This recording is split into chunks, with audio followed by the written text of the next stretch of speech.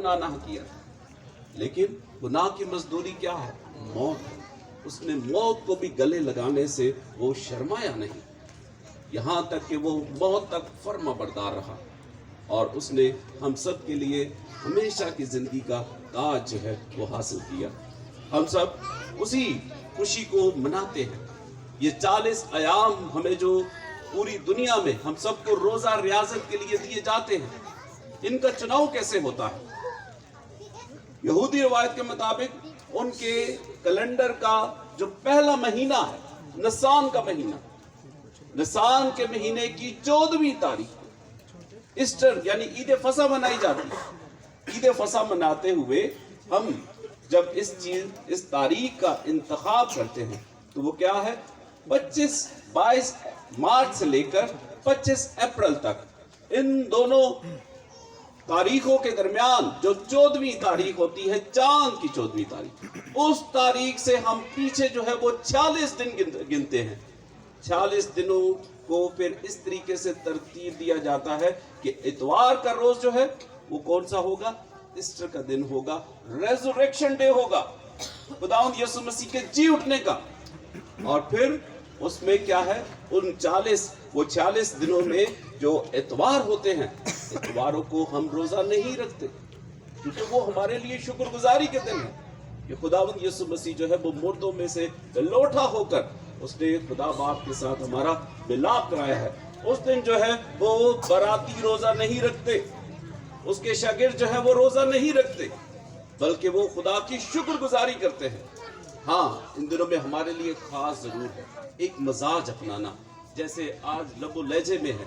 आज हर एक शब्द में एक वो खास एक तहरीक है, और वो तहरीक क्या है? सदाए कलवरी की, खुदावंद यीशु मसीह के दुखों की, कि वो अरूज वाला दिन है कि खुदावंद यीशु मसीह को जब कलवरी के मकाम पर, कलवरी लफ्ज कैसे आया? जुलजत्ता का मुकाम कहलाता, वो मकाम जो है वो खोपड़ी की तरह, तो वो उसको कलवरी का लफ्ज जो है वो लातीनी जुबान का लफ्ज है।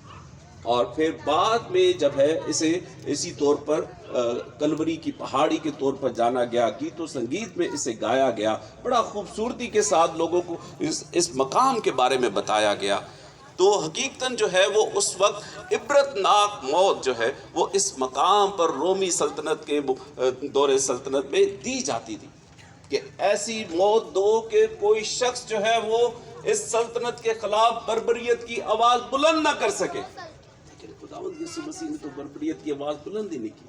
उसने बेऐब बर्रे के तौर पर जो है वो खुद को हम सब की निजात के लिए पेश कर दिया।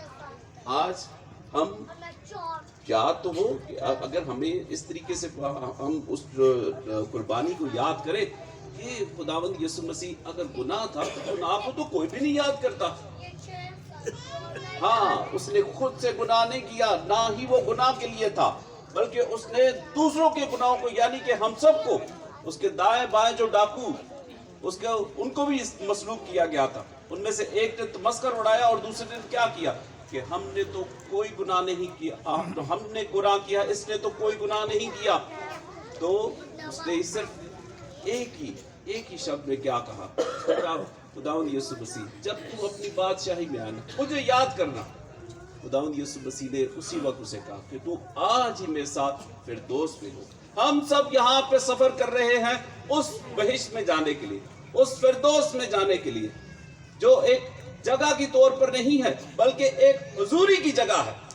और वो हुजूरी है यानी कि खुदा बाप, आसमानी बाप, उसके फरिश्तों के साथ मिलकर रहना। सबसे पहला गीत कौन सा गाया गया? या इस दुनिया में पूरे, हम कहते हैं ना गीत को इंग्लिश में कहते हैं song, what was the first song? कौन सा पहला सॉन्ग था? सबसे पहला सॉन्ग था ना AR रहमान का, ना अलका का, ना किसी और का।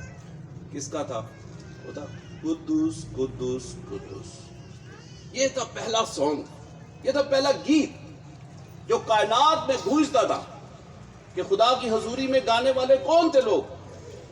वो एक खास मखलूक, वो फरिश्ते थे जो 24 घंटे जो है बगैर किसी रोकथाम वो खुदा की हजूरी को पुकारते हैं।